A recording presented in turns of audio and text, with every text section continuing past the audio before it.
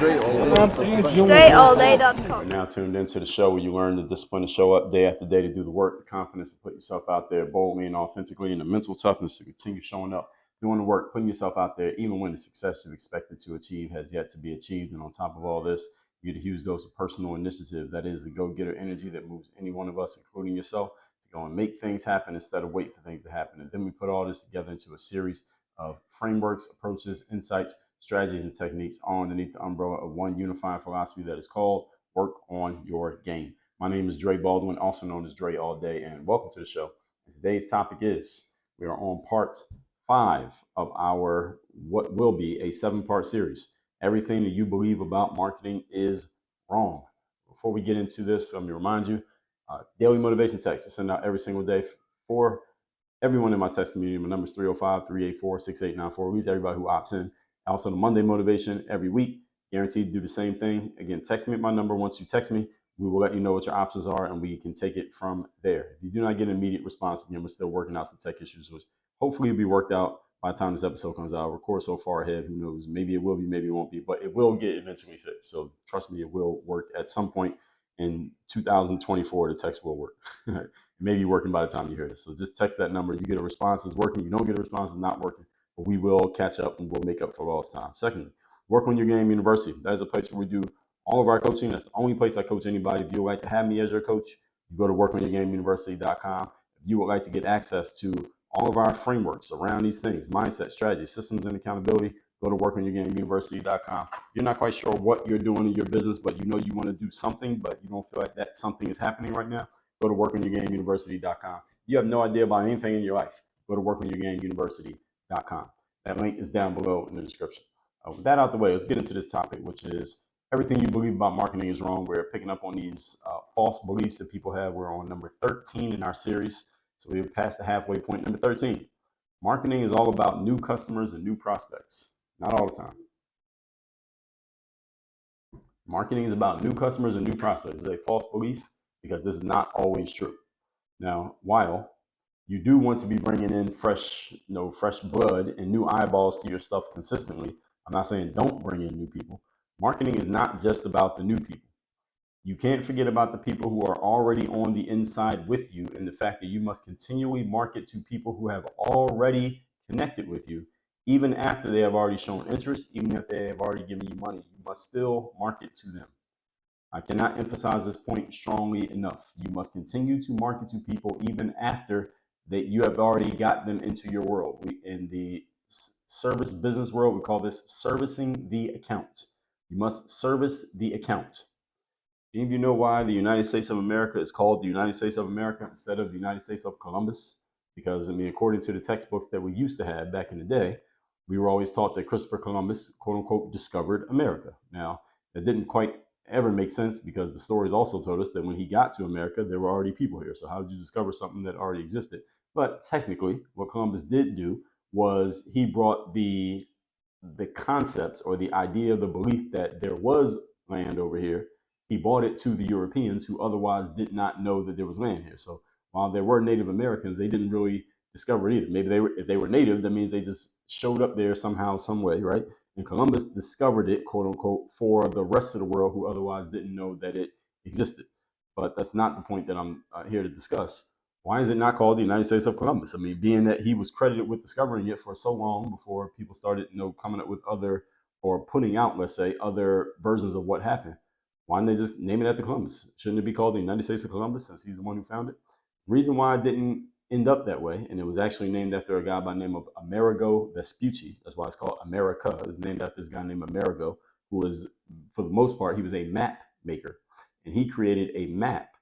And his updated map now identified this country here that is now known as the United States of America, or this land now known as America. And because he was the one who was most widely connected to having put it on the map, literally putting it on the map, they named it after him. So they called it America after Amerigo. Why not after Columbus? Because Columbus failed after he discovered America. He failed to service the account. In other words, he didn't do a good enough job of buttoning up the sale, which is that's what we call it in the sales world.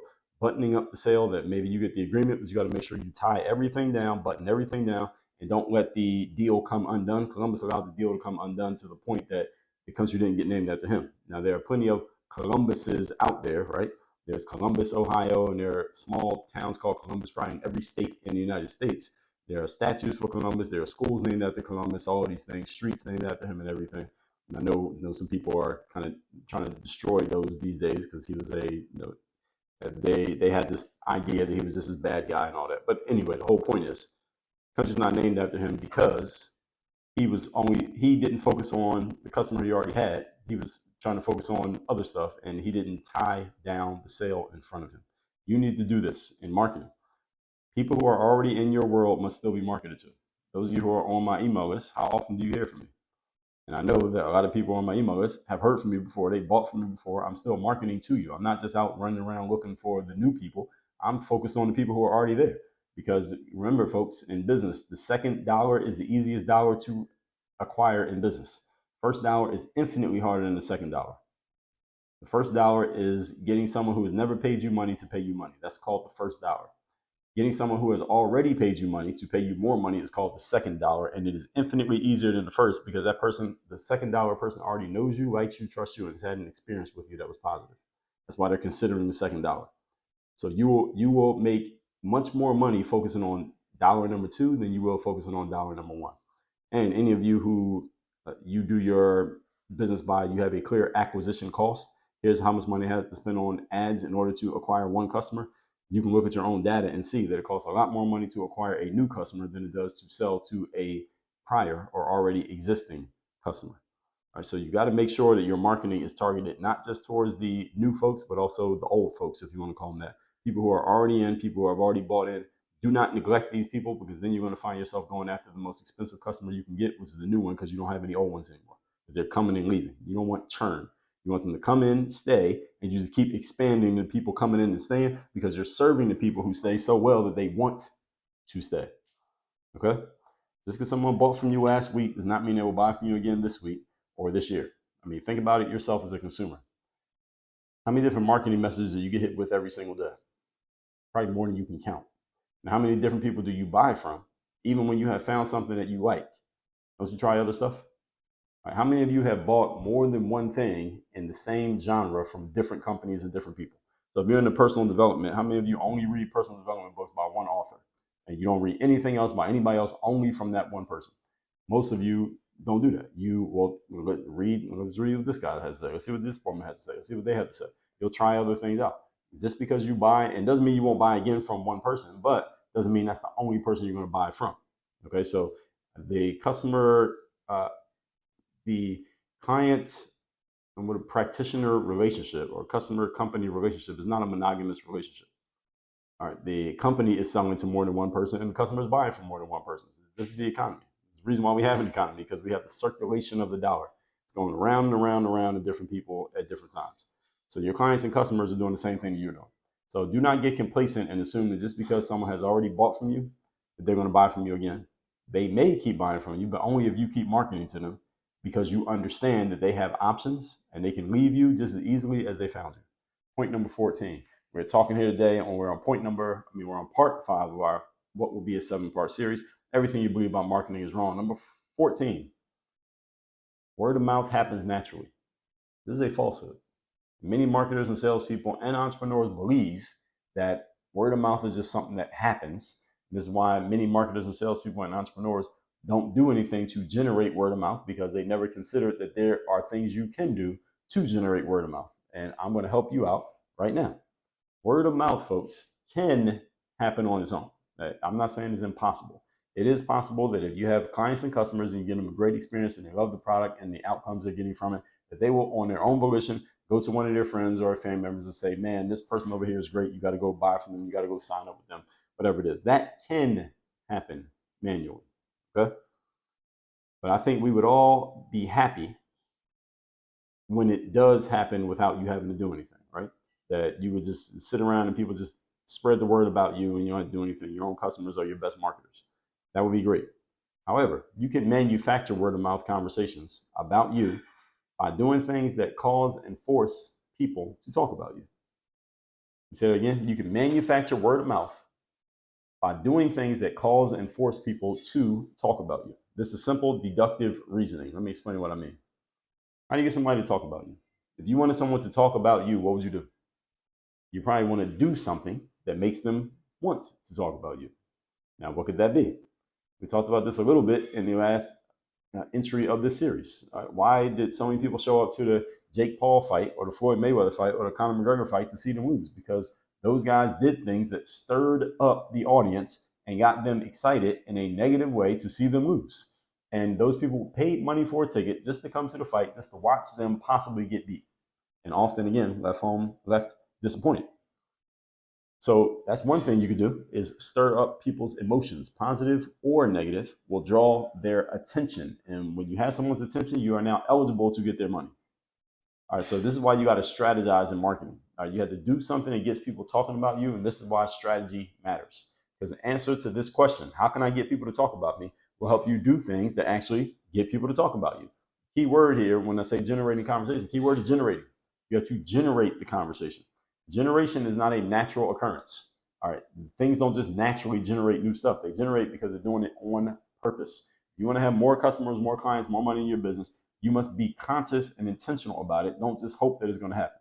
You do this consciously and on purpose. That is what marketing is about. Point number 15.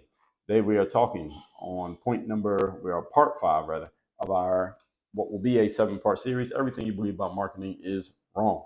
Number 15. Your marketing should get everyone's attention. Here's another one that could have benefited from being earlier in this series. I've already made clear that your marketing is about your target person or people. You knowing exactly who they are and focusing on them to the exclusion of everyone else. That is what your marketing is. Who's your target person? Focus on them and ignore everybody else. So that right there debunks this false belief that your marketing should get everyone's attention, because you don't want everyone's attention. You want the attention of the right people, especially if you are investing in your marketing. If you're spending money on ads, you do not want your ad to be looked at and clicked on by a bunch of people who are not qualified to buy your product. You want that ad to only be shown to the right type of people so that you're not wasting any of your resources, i.e. your advertising budget, on people who you don't even want to be talking to. You don't even want them buying your product even if they wanted it. So getting everyone's attention is not the goal, and it's impossible to get everyone's attention at the same time anyway. Your goal is to get the attention of the right people at the right time in the right way with the right message. That's what you want to do. And that's why there's a strategy behind this. Is not just throw stuff out there and hope that it works. Now, while let's add this possibility, there may sometimes be times that you do things to get everybody's attention, even people who are not in your target market. Even if you do that, you better be careful of the resources that you use in order to get that attention, and the resources that you use to respond or engage with the everyone whose attention you then get. Because if you get everybody's attention, you're going to get some feedback from everybody. Now, how much of your resources will you use, first of all, to get all that attention? Secondly, to engage with all that attention. That time investment that you got to put into the responses, all right, that time you can't get back. So that's why you got to be careful about what you're asking for when you say everyone's attention. You don't want it all. You want the attention of the right people. Again, right time, right place, right message. Because the attention from person number 3 is not the same as the attention from person number 12. See, this is one of the challenges of trying to get everyone to see you and paying attention to platforms like social media who promote the chasing of vanity metrics. You get a bunch of attention from a bunch of people who are worthless. That's what you don't want. Let me say it again. A bunch of attention from a bunch of people who are effectively worthless. You don't want to be that person. And what happens is you end up giving these people your attention, and you're not getting any ROI from the attention that you're giving up. You're paying but not getting anything back. That's why you need to be clear, and you have to have a clear strategy for your marketing. It should not be haphazard. It should not be random. So you're not out here doing what they call random acts of marketing and hoping that something works out and then being dumbfounded when things do not work out. That said, let's recap these 3 points here. We are on part 5 of 7. 21 things that you thought about marketing or that you believed about marketing are all wrong. Number 13, marketing is about new customers and new prospects. While some of marketing is about that, that's not what all of it is.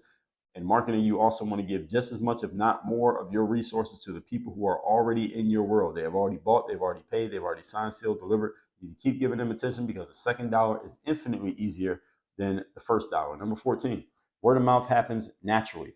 Now, while word of mouth can happen naturally, most of the time it doesn't, not nearly as much as we would like it to when it comes to generating referrals for our businesses. So you need to actually think about and kind of reverse roadmap, strategize out, how can I get more people talking about me so that word of mouth starts spreading even more naturally than it is right now. You want to generate this. You want to make this happen. You want to cause this to occur. All right, so don't just sit around hoping that people talk about your business. You want to figure out, what can I do that would force them to talk about my business? And forcing in, it may have negative connotations that you're forcing. You're not manipulating these people. All you're doing, actually, you kind of are manipulating them, but not in a negative way. You're manipulating them to talk about you as opposed to talking about the weather or the local baseball team. And what's the difference? They're going to talk about something. They might as well talk about you and make you some money in the process. And if you're the one instigating all this, even better. Number 15, your marketing should get everyone's attention. False. This could have benefited from being earlier in the series. Remember that your marketing is about getting the right message to the right person at the right time who has the right need. And yeah, that's it. Let's just say that. That's what marketing is. And it doesn't mean everybody. Not everybody needs to hear what you have to say. Not everybody is a customer for tampons. Right? Not everybody's a customer for the hair club for men. Not everybody's a customer for some workout supplement that's going to help them have great big muscles and a six pack. Not everybody's a customer. So you need to make sure that your marketing is going to the right people, not just to all people. You don't want to be throwing spaghetti at the wall, as they say, and hoping that it hits something that makes sense, because you could use up a lot of your resources, specifically your advertising budget, marketing to the wrong people. This is why you got to get around professionals and experts who know what they're doing in these spaces, so you don't waste your resources in ways that you're not supposed to. So that out the way, folks. Make sure you text me. See you in my text community. My number is 305-384-6894. And workonyourgameuniversity.com. It's a place where I do all my coaching. You want to have me as your coach, you want to work with me directly, go to workonyourgameuniversity.com. Our 4-part series, Mindset, Strategy, Systems, and Accountability. Link is down below in the description. And work on your game. Dre, all